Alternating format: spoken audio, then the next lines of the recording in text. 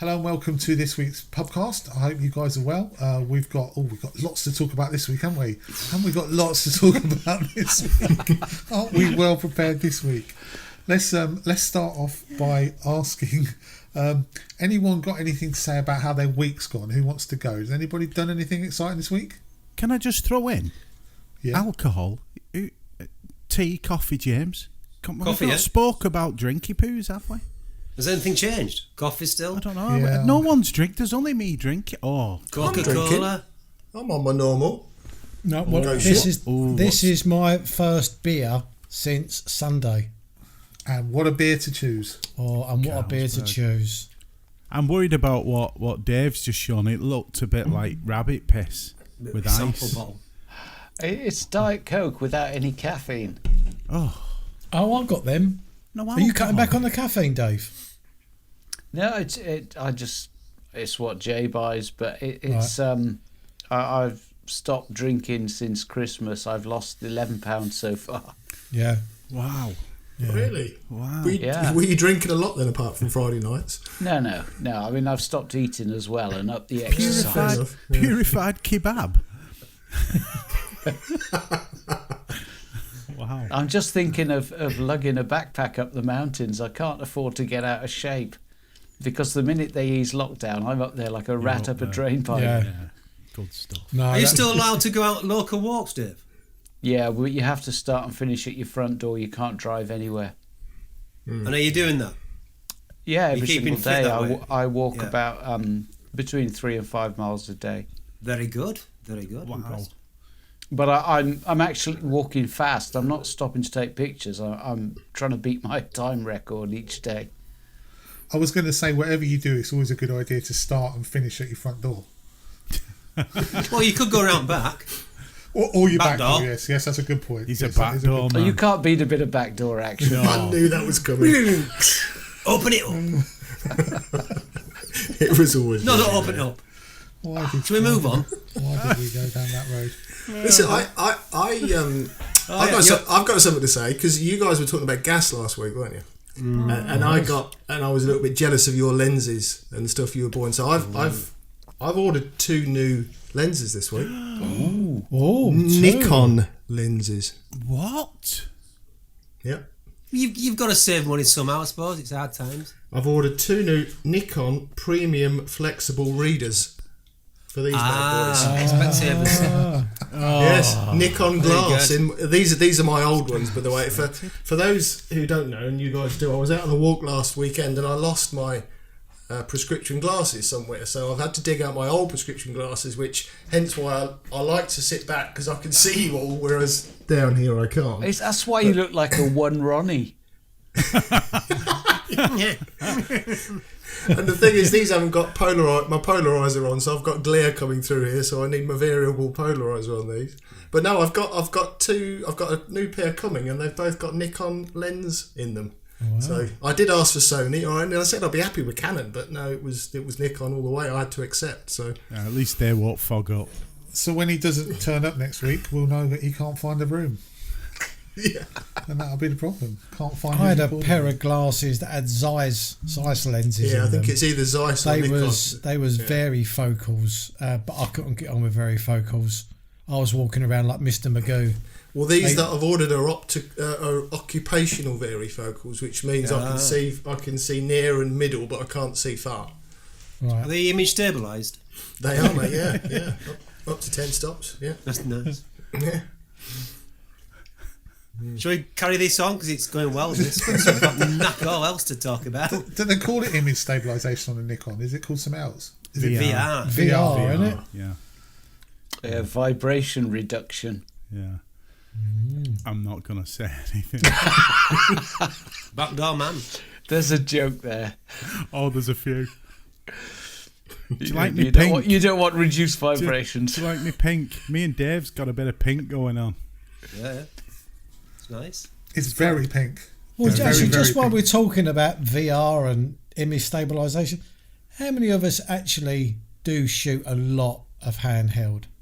Massively now. I know seriously. James, you're moving over to handheld more now, but Yeah. and Dave, I know obviously you shoot, especially when you're coming down the the mountains. But anybody else? Anyone See, else really shoot? I've been thinking But percentage wise, what do you shoot? When I'm out doing street photography, I very rarely don't. It's always on a tripod. Yeah, 90% of the time I'm on a tripod. Sure. Yeah. I always think that if you're going to put it on a tripod, it's because your exposure time is too low. So that's what they're intended for, isn't it? Yeah, absolutely. That's it. Camera shake. Have you not been watching? You clearly, it's slow down. Ooh. So come on, everybody What's must the new have one? watched. Go on, Gary. Come on, everybody must have watched at least one video from several hundred vloggers when they say use a tripod, slow down. It takes more than a tripod to slow me down. Slow your process down. Putting it on a tripod slows you down. No? You'd need Thor for slow me down. You need horse tranquilizers to slow you down, man. No, but I like my tripod. I struggle to shoot handheld. Yeah, I wish I could. That. It's like I said it before, one of my vlogs said, slow down. No. It's like an artist's easel, isn't it? It is. You get pitched It really up, is. waiting for the right moment. I can just put it on the tripod and then I don't know. I look at the back of the screen and then I look through the viewfinder and just think, well, I'll just kind of tweak it a little bit. I like to kind of take 5 minutes or so, or however long, just to kind of think that I've got it right before I press the shutter button. I just struggle. I wish I could do more handheld, but I just struggle. You're very methodical, aren't you, and precise. That's what you're saying. It's like if you're holding. Whoa! What are you implying? Well, if I'm saying, if you're hand holding, right? You're hand holding. No. You can't be like that. If you're like that for 5 minutes, yeah, you're going to be. No. Whereas if you're on a tripod, you can just plonk it on. And, you could also say it's fucking lazy. You're not lifting anything. You just put it on a tripod. I'm done. Let's have a look at your biceps, Mally. Oh, yeah. Look at that. He hand holds, doesn't he? Oh, I do. Handheld a lot. I must admit, I'm actually missing my tripod because I suppose the last 3 or 4 months, 100% of my shots, that's where it lives. But about 100% of my shots have been handheld because all I'm doing is walking. And I miss putting the camera on a tripod and doing what Darren's saying. The other thing is that very often you'll get a shot framed up and then you're waiting for the light. Lazy. You can't do that handheld. Exactly. No, you're right. Yeah. If it's a composition which will improve based on the conditions and light, then of course you're going to put it on a tripod. You could use masking tape on the floor so you know where your feet were. Yeah. Well, spray paint would be more permanent. Yeah, like what they use on soccer pitches. Where ref runs the old on. shaving vanishing foam. Vanishing spray. That's where I was. Yeah. Now, I think a tripod. I think when people tell you that you have to use a tripod, that's a load of rubbish. But there are many benefits to using a tripod, aren't there? Oh, the opposite way around. Yeah, anyone who tells you to do anything. That's what I say. Horses. For courses, whatever you fancy. What tickles your flute? I don't know. If someone said you need to switch the camera on, I'd probably go with that. Yeah, that'd help. I reckon tripods are mainly used these days not for the intention of shooting an image because it's a long exposure. That's what I reckon. What do you think? I reckon it's just to plant it and set up a composition. Yeah, there's a certain thing though, when someone they see you out in the field. Oh, he's a good photographer. He's got a tripod. Or in these days, what you're doing, you're breaking the rules. Get yourself off. Yeah. Do one. How dare you take a tripod? Yeah. Do one. Where's your M50? Knobhead. Would you not feel confident without your tripod, Darren? In terms of, would you feel as though you're taking a quick shot, it wouldn't be exposed right or focused right or whatever? Yeah, I just like to check everything. There's so many. I don't know. There's so many times where I've put the camera on the tripod, and then I've looked at it and I think, right, no, I just want to just lift it up a little bit, look at it again. No, I just want to turn it a little bit. I don't know. I like to play around with it until I feel that it's right. And then once I think it's right, then I check my focus, then I kind of check the histogram, and it's just it's a very, I find it quite relaxing actually being on a tripod. It is methodical. It's the whole process that I enjoy of taking a photo. I realise that sometimes you have to be incredibly reactive, and and I've been with Dave when he's reacted really quick to to some light, and I kind of quite envy that, and I'm not fast enough to do that, but I get a lot of pleasure, as James says, using kind of James's analogy, kind of an artist at his easel, kind of standing back, and it's just the enjoyment that I get from it. Without I'm exactly the same. Sorry, without getting too serious, because I am joking around, but I like the idea of a walking momentum, and then, like you're saying, Darren, you get to a place that you've decided this is then we'd use a tripod. As in, there's some kind of stages, like you're saying, you build up your methodical. But for me, I do also like the idea of when I'm walking that I've got something. That's why I got the clip, because I think I see a lot of things all the time when we're either. Well, Thomas did it, didn't he? Had the lens in the back, the camera in the back of his car. Yeah, and then he got it out. Leaves it overnight. So there's this moment of reactive and then composed thought. I quite like combining the both. I think at the end of the day, all joking aside, a tripod is essential.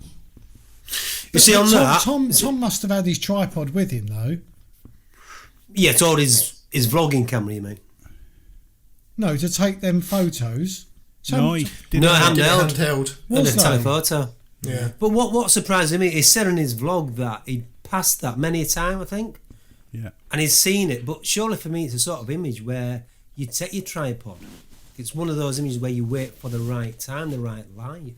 So it's quite surprised me that I actually handheld it. I think it was the fact that it was such an unusual thing that it was only now, the situation he's in, that he considered it to be quite. It grabbed his imagination. I guess any other time he was thinking of other places and other compositions. He alluded to that in the video, that it was only now that we're restricted that you become. Things are a vision. You see things more now. I'll tell you what's the ultimate compliment to him though, is that I've seen probably 5, 6, 7, 8, maybe more shots on Twitter in the last week that are almost identical to that style of shot. Not necessarily the exact location, but where you've got that sort of copse of trees and the rolling hills. There's an awful lot of those. So it was the birds which made it, though, wasn't it? Yeah, it chose for the one with the birds. Definitely, it was. Yeah. Although he said in his vlog that he doesn't like to add things in. He's okay with taking things away, and I was like, we'll just have the shot with the bird in then, and just add a bit of sun. Well, I guess that's there's no light in, though. Isn't it? There's no light on that one. Yeah, I guess that's still adding in. Yeah. Do you know what, gentlemen? We should do a pubcast dedicated to Thomas. There's an idea. We should do. Yeah, maybe. He is that's the Godfather. He might have him come on then. You never know. You never know. I was going to say, Darren, actually, talking about tripods, do you feel a bit more confident now, though, since you've been doing a lot of bird photography? Because obviously you're doing that handheld. Has that given you a bit more confidence? When you say confidence, what do you mean by confidence? Well, you're saying you like to feel more comfortable with a tripod. Yeah. Yeah. But as you've been conquering the camera handheld, taking shots of birds, do you think that might give you a bit more confidence to go out in the field and shoot? I don't think it's confidence. Right. It's what I enjoy. Like so wildlife is different, because wildlife is you're focusing on a bird. That is the only subject you have to worry about. So handheld is fine for wildlife. But so I'll take a picture, as I just said, like I'll frame up, I'll take a few minutes, then I'll take a test shot, then I'll zoom in, I'll check focus. If not, I might stop down a little bit, I might play. So it's not the confidence side, it's the enjoyment of getting that photo right. It's the creating of it. And then I think, right, okay, so now I'm happy with the composition, I'm pretty much happy with my settings, depending on light. Now I'm just going to wait here for 10 minutes, 20 minutes, half an hour with a coffee and see if I can get some better light, because I've already got the composition. So I think for me, I enjoy the whole process of being on a tripod. Mm-hmm. Yeah, I'm exactly the same as that. Exactly the same. But I think, I can understand why Mally or Dave or James, as they're hiking up to a hill or a fell or whatever, why you would want to be handheld on the way up, because keep stopping, getting the tripod out, putting it away is a right faff. So handheld allows you to react as you guys do. Yeah. But I guess like with me and you and Gaz sort of on a flat area and in the woods or whatever, you're not necessarily going to react unless there is some change of light that you see. But generally it is a case of constructing an image as the way you've just described it, and you can take your time, because I tend to have my tripod over my shoulder. That's the trouble. I'll put my camera on the tripod for the first shot, and then I'll stick it over the shoulder and walk with the tripod over the shoulder, which isn't really what I guess you should be doing, because the old camera is there hanging at the back. But I don't like to have the faff of keep having to put it in my bag and taking it out again, so I'll stick it on the back of the tripod.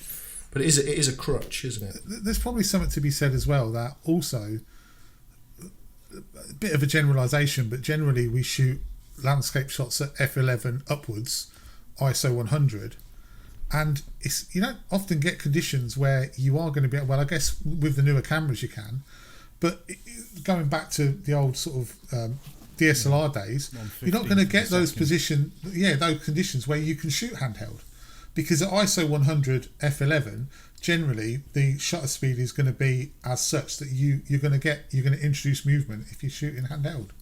Not with James's new camera. Go on, James, you come in here. Go on. What's that? Go on. No, I was just going to say, I think 10-second handheld. Less. Half an hour. Perfect. Handheld. I've got with my camera with this stabilisation, the longest I've got that was properly sharp was 4 seconds. Wow. It was hard work. I had to stand pretty still, but the IBIS did the job. But there's one thing we're petrified. There's one thing we're forgetting, of course, that the 6 of us need to put our camera on a tripod to do a piece to our other camera for our audience.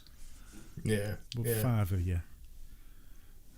That's true. I am trying. Well, you've done it more recently, haven't you? I have more recently. Quite enjoy it, actually.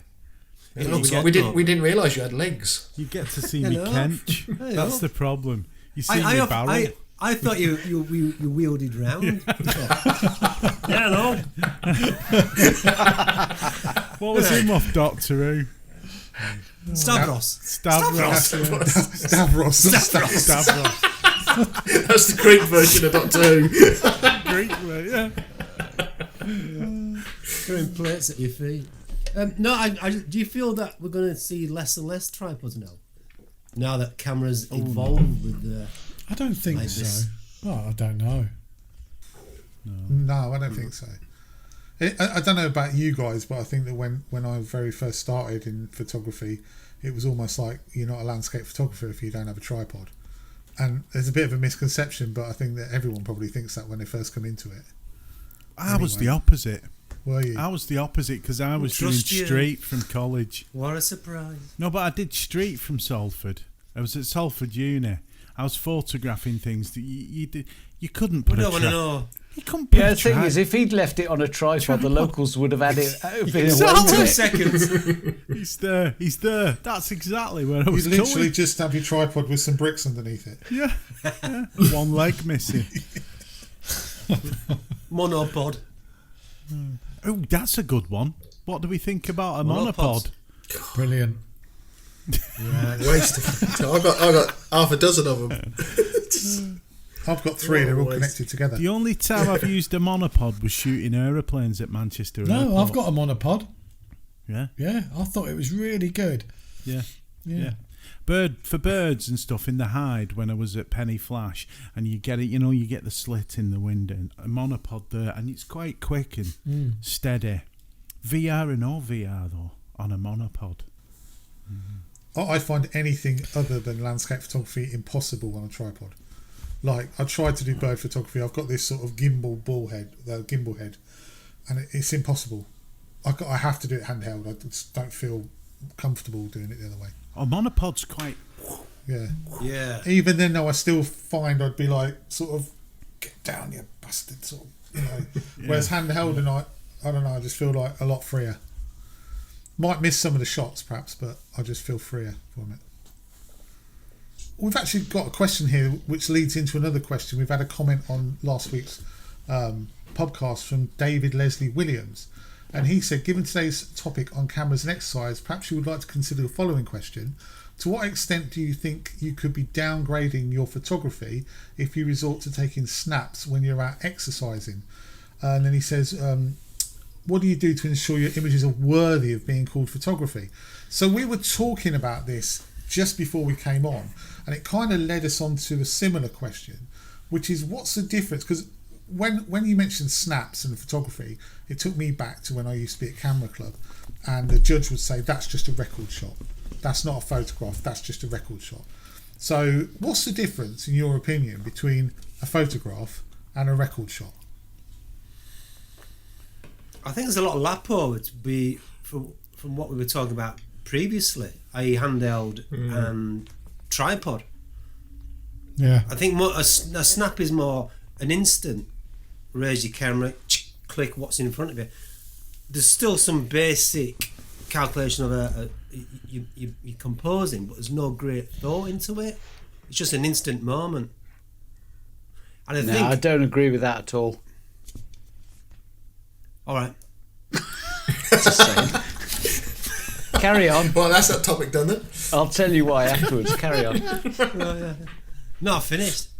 Not finished. I think it all depends how good a photographer as well. Whether that quick snap is worthy of anything or not. If you're handheld, though, that doesn't mean that you're snapping something quickly. It just means that you're not on a tripod. You can still take a well thought out, well constructed photo handheld. For me, a record shot is almost like observational. So, oh look, there's a can of soup in the gutter, lying on the ground. Let me just take a shot of that. So let me take a shot of that, because I haven't seen a can of soup in the gutter for ages. Let me just take a shot of it. That's a snap. That's a record shot. Whereas a photograph is, I'm trying to produce something, and it doesn't matter whether it's on a tripod or not. Yeah, a snap could be what you take when you're out scouting, as an example. If you see a composition that would work in different conditions in different light, then you might take a snap of it to record it, and then go back to it and take a photograph of it when you've got the right light and the right conditions, and then it creates something. No. But wouldn't you go a bit further? You know, look at the composition, work it out first of all. Snap and see if it looks. Aren't we all forgetting about the fact return. that a large percentage of images have a lot of post processing as well? I just want to know what Dave wants. No, I don't. Well, come on, Kenny. But before Dave Rogers jumps in, I'm just going to say, does anyone watch Red Dwarf? No. Yeah, No. used to. Yeah. Right, so imagine a planet where photography consisted of you step out your front door and you turn your camera on and it constantly takes pictures until you come back. Isn't that your eyes? And then you load that in your computer and then you pick the image out of that journey. Oh, sounds like that's Black Mirror you're talking about. That's a lot of snaps. That's a lot of photography. It's a lot of images. What's the difference? You've lost photography. me. No, Sorry, the reason why I'm saying it is because I think if you go out with the idea of you've got an instrument that can take a picture, that's photography. Doesn't matter really. Snap is the same as photography. Exactly the same. Yeah, I've seen many a New York artist photographer who has some of the snappiest of snappy images become works of art. When I say snap, I'm thinking it's quickness of thinking. You can either have a good snap or a poor snap. Yeah. Snap. It's a fascinating thing, though, isn't it? It really is. Get a crackle and a pop, if you like. There's almost a snobbery to say, that's where I'm coming from, that is photography. Bollocks. Well, is it the intent? Is it the intent that makes it photography then? No. So when I was little, yes, we had a camera that had some film, and it was on the landing upstairs, and it got dropped off the landing and it fell down the stairway, and as it bounced it took a picture. Anyway, this got forgot about, and then about a month later we got the pictures developed, and there was this photograph, and we were all looking at each other going, who's took that? Who's took that? And we used to have, my dad was he used to be a bottle collector. He used to go bottle digging and metal detecting, and we used to go digging up all these mad like kind of bottles, because round here Pilks was a massive like canal where the boat people, or whatever you call them, the coal miners that brought the sand and coal in on the barges, they'd toss the bottles, drinking bottles, whatever, and this was like a porcelain bottle, and it was on a little wooden table with some flowers, and the camera had fell, boom, boom, boom, boom, and took this image of this porcelain bottle. When I was a lad, we used to have a and real it was like George Braque had took this picture. It was a work of art. It was beautiful. Who was he play for? I've got to try and find that. Yeah, find that, mate. I'd like to see that. It was completely accidental, and we all looked at each other and said, who took that? It's brilliant. So that was a good snap. That was the well camera. Done. Yeah. Mm. Well, it just, go on, Dave. Conclusion. It's not a conclusion. It's just my perception of it. I have taken over the last 2 months all handhelds, and wrong hole. Every single. That's what Not she again. said. And they've all been on dog walks or exercise, so they've all been handheld. But I've produced probably 7 or 8 images that I would have been perfectly happy to put on a tripod and talk people through it and say, this is my art.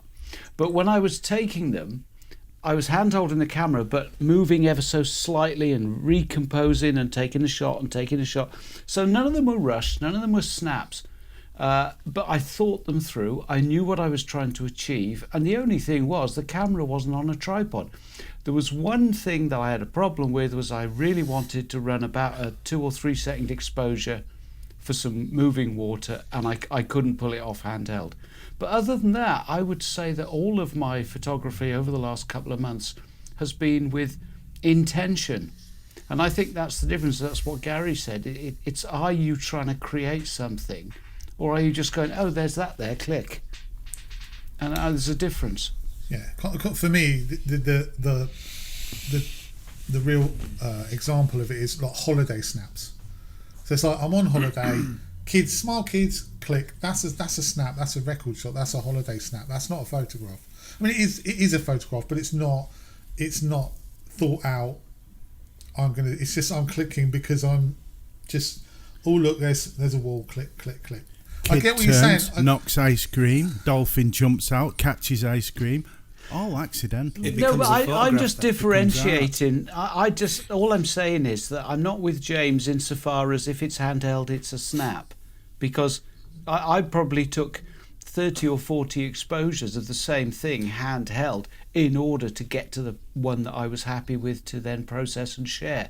And I've shared very few images because I'm not making videos at the moment.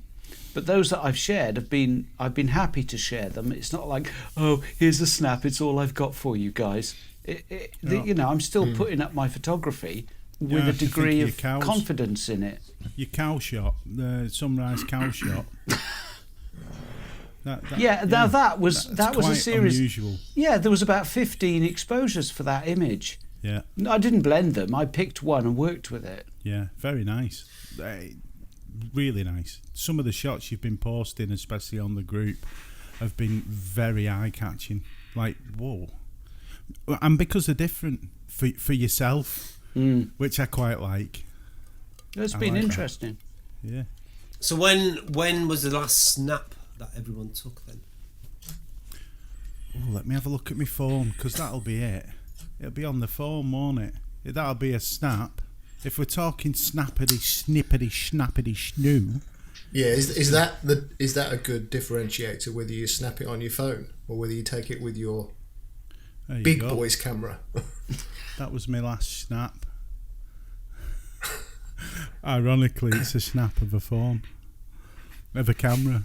A phone taking a picture of a camera. That was my last one. What the hell is that, Gary? What the hell is that? It was like a cooked ham. Has he pointed it down at Do you himself? not remember that photo? I remember that Oh, yeah, photo, plastic bag. Carrier bag. Can't remember what that was about, but yeah, that was the last snap I took. Oh, hello. And that's my camera I roll. don't know if you Can't really can see, can you? There you go. That's my camera No, roll. you can't see that. That's a snap of the Zilch on print. there. A snap of the print I took today. See, Darren, yours doesn't look like a snap. What? It's like a thought-out shot. What I just showed you? Yeah. No, that was when I went for my walk today. I come to a part. Can you see that? Not really. It's just overexposed, Darren. No, it's this great big Your light. highlights. I just came to a spot Snap. on the walk that was totally flooded, and I couldn't go any further. And I just took a snap to show Helen. That was all. Who was at work today? She couldn't join me on the walk. So yeah, so that was a snap, nothing more. So are we agreed then that a snap is about intent? I just think some snaps are better than others. No. We choose and select our snaps. No, I think photography can be quite random and quite just accidental as well. No intent.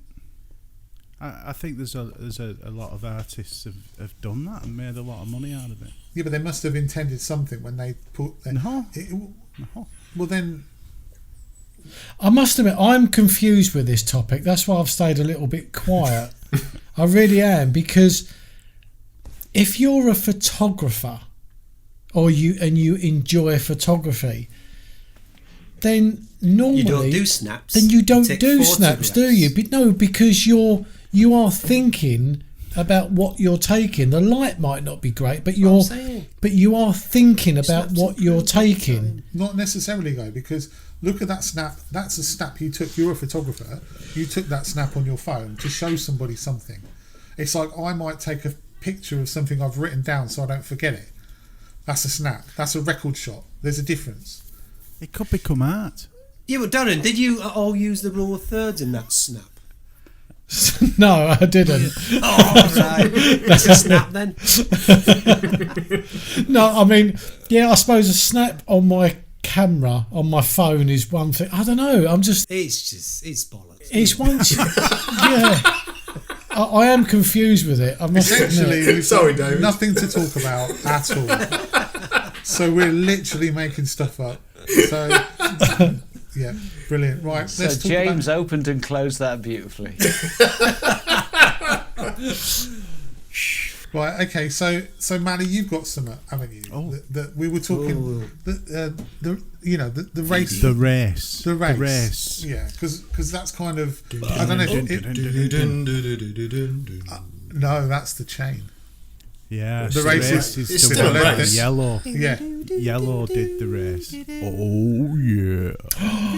They're doing the boat race in Race. Ely. Do you know what? This Wait year? a minute. Race. Yeah, but how come it's always Cambridge, Oxford in the final?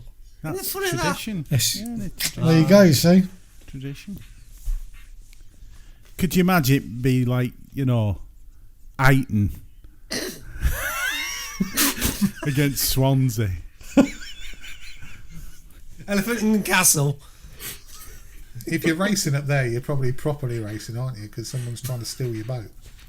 Yeah. I didn't say that. Sorry, I didn't say that. Spreading say COVID. Yeah. Anyway, we were talking, Mally, weren't we, about the race? Yes. So do you want to expand on that? Oh God. Now you've put me on the point. It's like, And normally you if you can't want. shut him up. No, it does seem. Oh yeah, I know. Yeah, isn't that? Make it a long one, Mally. Oh, he's got all shy. Come on. Let me have a drink. Say it before. slowly. Can we all synchronise? Ready? 2, 3. There's the There's your thumbnail. thumbnail. Oh, talking of thumbnails, Oh, go on. the old age thumbnail that you put up on the Facebook group. Yeah, so that got thumbnail, quite a few comments, didn't that it? thumbnail really was. Oh, that was brilliant. That was really good. But that was what we said we were going to talk about. Whether landscape photography vlogging is a long game. You know, will we all still? You know, That's it. we'll still be looking like that before we've made it as landscape photographers.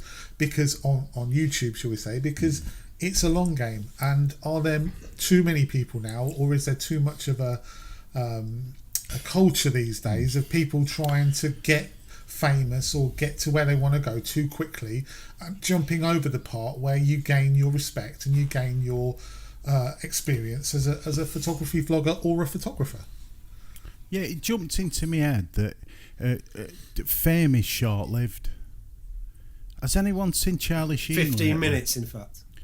No, Unless even you're longer Cliff than that. Richard. Even longer than that. But it depends how famous you become. You could be a legend and last forever. Well, it But- depends how well you adapt that's- to times. but like that's Madonna.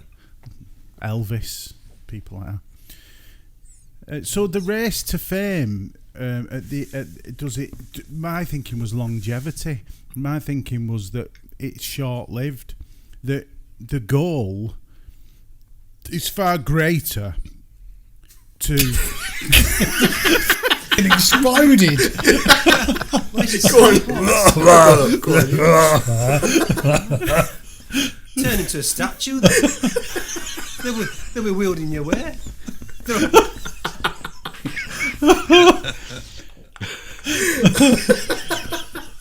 Oh dear.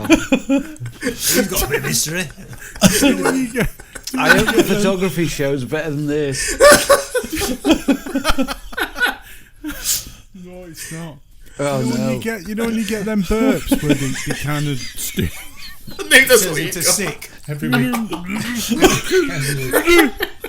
It's a long word to make. You know what I'm trying to say is that if you chase, what's his? I always get this guy's name wrong. The actor from Interstellar. That's all I'll say. Tom Cruise. Matthew McConaughey. I always call him Matthew McConaughey. Well, Matthew McConaughey.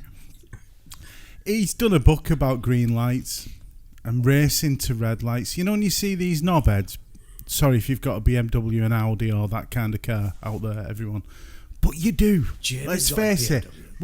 When you're on road and you see these reps, Jamie. I mean, and they flooring it third lane and they racing and they get to a red light and you trundle up in your Hyundai and you just look at it and go, yeah, red light, mate. And then they floor it again and you do 30. It's the tortoise and the hare, isn't it? Where you're racing and pushing and fighting to try and... Where are you going with this, mate? Where am I going? I'm going about racing to red lights. Why? Red light district. Just chasing. Chasing. Sometimes I think if you just take your time and you have a longer plan, success is there. Where So if what you're was the racing question? and you want it now, you're gonna get it, but you're not gonna get it in the glorious way that you could receive it by just taking your time. What the hell? What's the question? I don't know. Fame, racing for fame. Fame. Chasing to the red lights. Racing. And what's your point? There is no point. You don't say. After all of that, there's no point. The point is It's Mally. There's never a point. Good. the point is success, chasing success and racing for it. That's not a good thing. I don't like that. I don't think there's. I think you're going to achieve more, and with longevity and more, say, slowing down to the point where you're not racing for fame, you're racing for success. Some people still do it and remain credible in what they do. Not racing for 'Cause fame. Anyone that races for fame, I think, ends up in trouble at some point. I think you're right. I do. I think you're right. I think there's no substance. Yeah. If you go from A to Z too quickly, and I think if we're talking about YouTube, I think a lot of people like to see people's journeys, and like to see their pitfalls as well, and like to see that they're honest and they're learning. I think I think we're all kind of thinking about the fact that some people kind of start landscape photography and within a few months they're classing themselves as experts. I think that's what we're trying to allude it's to. Not rock and roll, is it? It's landscape photography. It's so funny. I think if people want to do that, run for the fame, then they're in the wrong genre of YouTube. They need to do something else, don't they? Yeah. Not landscape photography. How do you know when you've reached? Gone now. How do you know when you've reached that fame point? What happens? You start selling prints. Once you've got a workshop. I nearly said something. Or presets. I think the saddest for me, there were three types. There were three types of vloggers, right? Landscape photography vloggers. Oh, now you're all gut chipping. And called me a bell end 5 minutes ago. I wasn't listening, mate. I was doing something else. Out of the bag for you. There are three types of landscape photography vloggers. There are the people who are, and actually, I'll be honest, I'm increasingly more tolerant and actually understanding of these guys. There are the people who are doing it purely as a marketing for their already existing photography business. So they look at it and they think, I've got a business and I want to push myself on that business, so I'm going to use YouTube and that's going to be my marketing arm, and that's fine. I've got no problem with that. Actually, I used to be quite sort of anti that, but I'm absolutely fine with that now. I understand it and I can see where they're coming from. And then there are people which I think, like us six here, who are just hobbyists, who are going along, and we're all improving, but we're not pushing it through YouTube. We're not trying to get anything out of YouTube. We didn't start off trying to get something out of YouTube, and we're still not trying to get anything out of YouTube, but we are happily taking stuff that comes along on offer, right?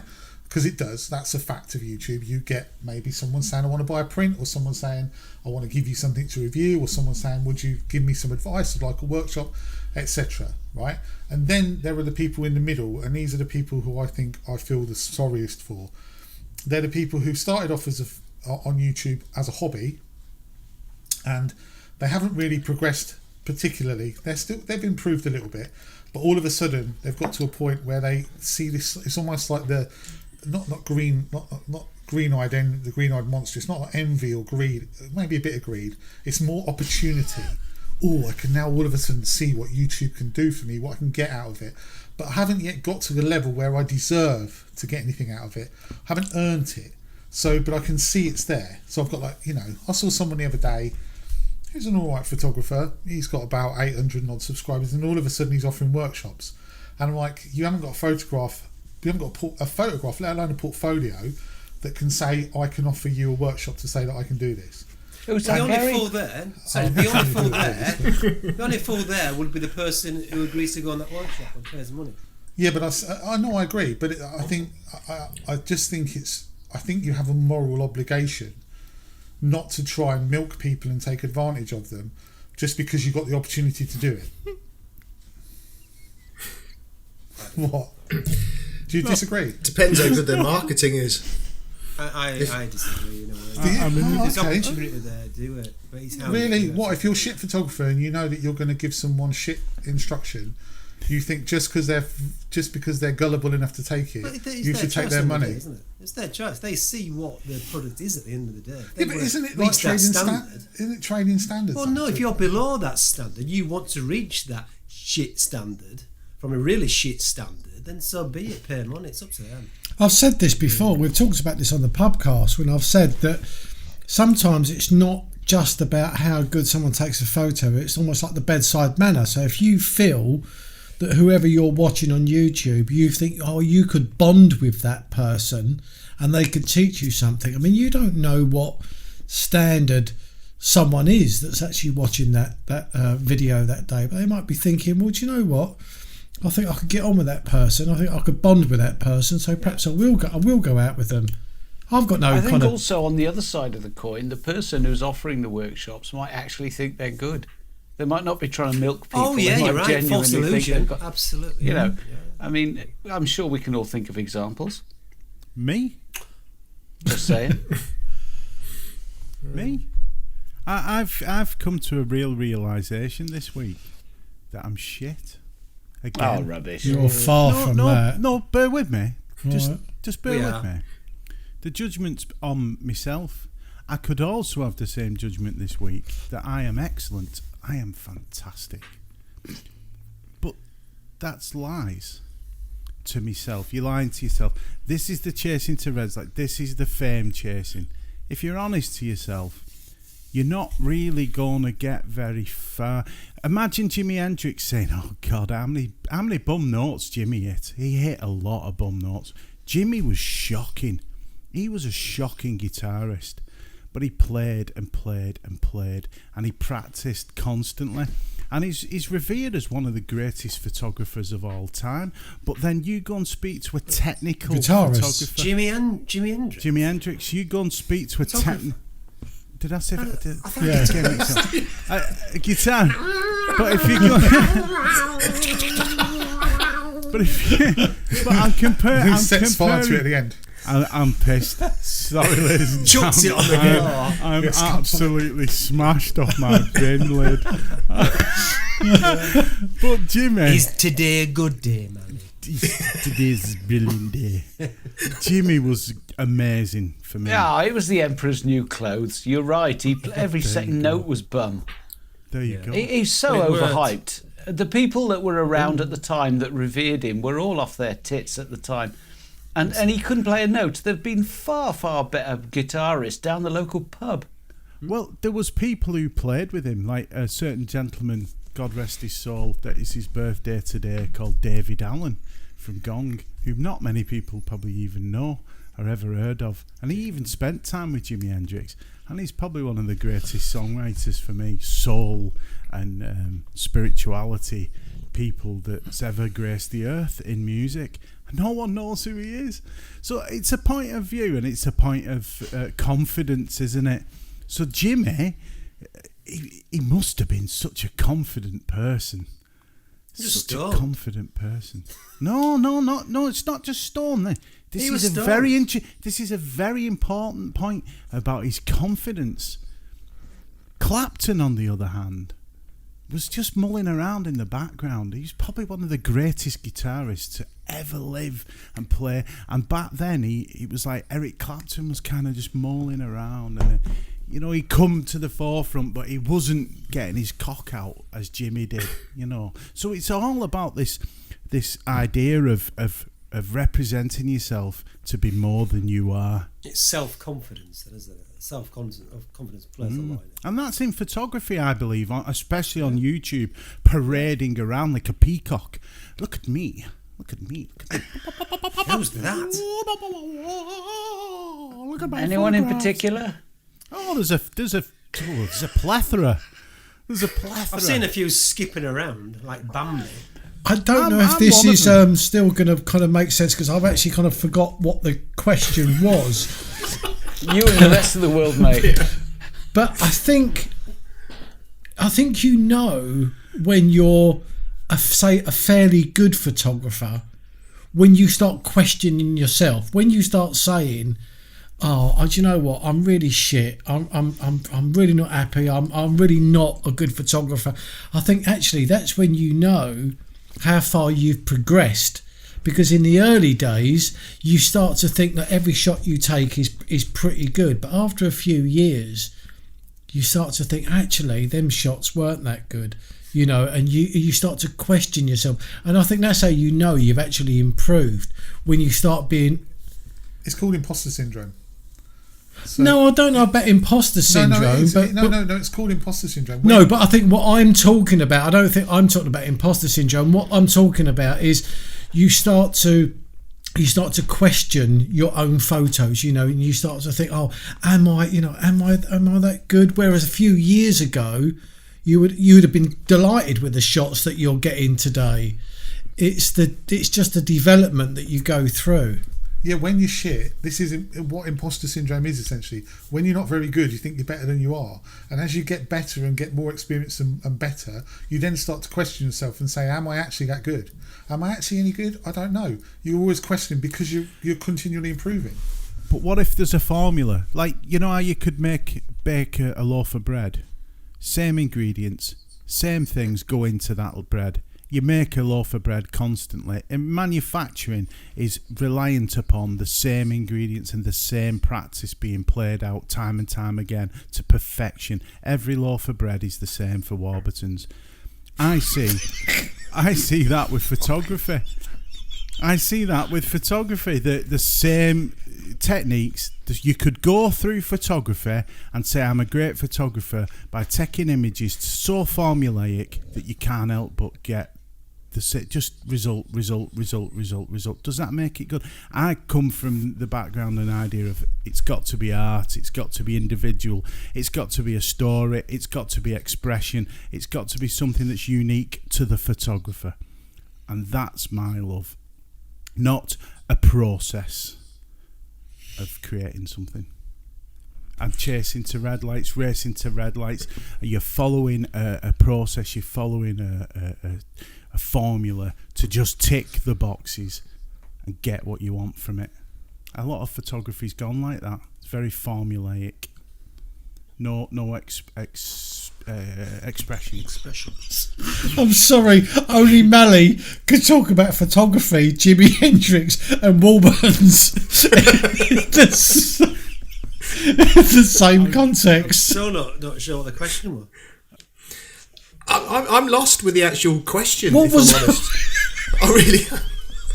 I think. Gary, was it all about people that are running before they can walk? Oh, that was it.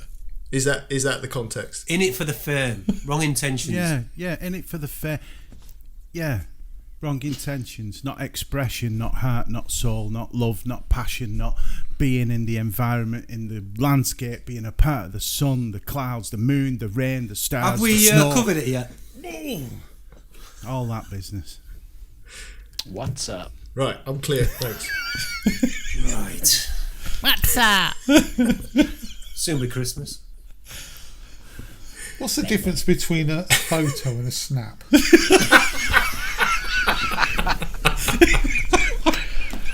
It's the I think when was it? The 13th was the opening entry date for Landscape Photographer of the Year. Is anybody doing anything with it? What do we think about entering this year? Any plans? Might as well. I'm going to enter. Yeah. I haven't decided the images yet, but I'm going to chuck a few images in. Yeah. I might have a go as well. What the hell? Yeah. Oh, that's great to hear. Yeah. £25 a year. Why not? You never Why know. not? So who was against it last year and who's changed their mind Gary this was. year? Dave was, I think. I was against it last year, yeah, and I don't mind David saying and Gary there. I don't mind saying that I'm going to enter some images. Well, there was something specific that swung it for me, because I am going to enter, and I'm actually going to take one of the 20 image packages, because I can't make my mind up. Okay. But what swung it for me was the video of Charlie talking about the winning picture. And what I really liked about it was that what he was excited about and what stirred his emotions was the same thing that stirred all of us when we analysed it. And he was just coming at it from a purely artistic and emotional, and this is just a wonderful piece of work, and here's the reasons why. And I was just taken in by his enthusiasm, and I thought, bugger it, I'll chuck 35 quid into that all day long. Charlie is the reason for me. I absolutely adore that man. I love what he's about. It's so I love his eloquent with it, photography. I love the way he's put it all together, the hard work over the years, and he's not lost touch, has he? We talk about chasing fame. No. He's just No, I take it all back. I last year I was very cynical, and this year I'll drop 35 quid, get nowhere, and still enjoy it. Was it 35 quid? 35 quid, yeah? I think it's a little bit like playing the lottery, isn't it? I think there's more excitement before the numbers have dropped. So you think, what would I do with that money, And the build-up is actually from buying the lottery ticket to the draw. And I think it's a little bit like landscape photography, the actual competition. When you're looking at your images, you put them in, you think, I wonder if they'll like this, wonder if they'll like that. For me, it doesn't really matter if I don't get anything out of it. It's just the process and the excitement of entering your images, and also looking back at your images as well. Yeah. There's a wax stamp, isn't there? There's a little wax stamp to it as well. You know, like you go and do your when you was in the Scouts or boys band, and you'd learn to play a riff on the drum, and you get your little badge. There's a little bit of that to it as well. I just think it's quite exciting. I'll be happy if I just get one image that moves forward from the very first stage. I'm sure we all would. That's all I want. That's all. If I don't, I don't. But yeah, it'd just be nice to. It'd kind of be, you know, I was very critical of it, and I still feel that, you know, when you enter something on there, it's got your name on it. You can put a bio on all your details with your photograph and your Instagram link and your links to whatever you do. So I still think that there may be something in there because it's not completely anonymous. But you know, why not? You know, why not? Just see. It, for me, it would be fantastic if a little bit of validation to say, yeah, you're doing all right. I think that's what it is, isn't it? It's that validation. I think the competition's got the status in the community that if you do get recognised, you know, even if it's commended or whatever, just move forward. It's that recognition and validation that actually the image was okay. You know, I did all right. You know, I might like it myself, and I might think everybody else thinks it's crap. But actually, when it gets recognised in a competition like that, there's a massive boost, surely, to individuals that would get recognised, because it just validates that you are probably as good in certain extents than you think you are. And you know, I would love to get an image. I won't say I will, but you know, I'd love to get an image that's recognised by somebody that absolutely knows what they're looking for in an image and appreciates it for what it is, rather than somebody that just likes to see a sunrise or a sunset shot on Facebook. I'll tell you what's really interesting in the process as well. I've got, I don't know whether you guys will find this, I've got 8 images to put in, and going back through my catalogue, I can see 3 that I think, yeah, they might do all right. I can't find the other 5. I've picked 5 out, but I look at them. The more I look at them, the more I think, you know, you have to be really critical of your own images. Think, I'm spending 25 quid here. Is this the image that I really want to put into this competition? And it makes you go from sort of looking and you know, thinking, that's all right, to actually, you know, that's worthy of going in. But that was my point. I know it, like earlier, perhaps I didn't word it very well, but that was my point earlier. And I think that's really good. Once you start being really critical of your own images, that's when I think you know that you've perhaps reached another level. Yeah. Obviously not the top level, but you've reached another level. Whereas, like, you know, 2 or 3 years ago, you know, I didn't have a benchmark really, so I was just, everything that I took I thought was okay. But now I look back on them images and realise they wasn't okay whatsoever. So it's good. I think when you start to question your own images, that can only be a good thing. Well, I entered it 2 years ago, so not last year, the year before, I think. Might even have been a year before that. But none of those images are even close. Well, I'll tell you, I'll let you into a sec. I entered last year. Oh yeah. I don't think I've mentioned it to you guys at the time. Yours the garlic shot. It was the garlic shot. I went over under a different name. Neck with a stripy jumper.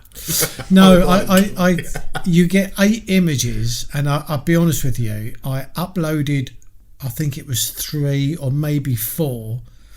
Then I forgot all about it, and the entry actually closed, and I only uploaded kind of half my allowance. But one of my images did actually make it to the next round. Oh. I got the email to say, right, you've made it to the next round. Can you send your high res image now and your raw file and all the rest of it? Awesome. But I didn't get any further than that. But it was quite nice. That'll do for me though. It was quite exciting actually to get that email to say. So the next question is, which one was it? Come on. It was the blokes. It was I didn't enter that. Nice. I've actually entered. I'm going to enter that this year.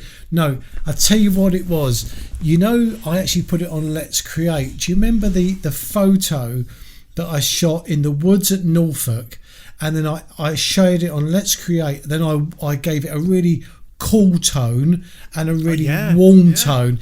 It was that image, but it was only after it had gone to the next round on the competition did I actually re-edit it. But the image that I entered was the warm tone. That was the one that actually the cool tone this year. So possibly I should do. I'm looking at it now. That's what I'm looking up there actually. Here's an idea. Why don't we each share our images 1 week each that we've entered? Yeah, so that's a good idea. Pick your top 8. I know you're going to enter more, Dave, but pick your top 8, and each week we'll look through one of our sets of images. Isn't there a thing though? Can we do that?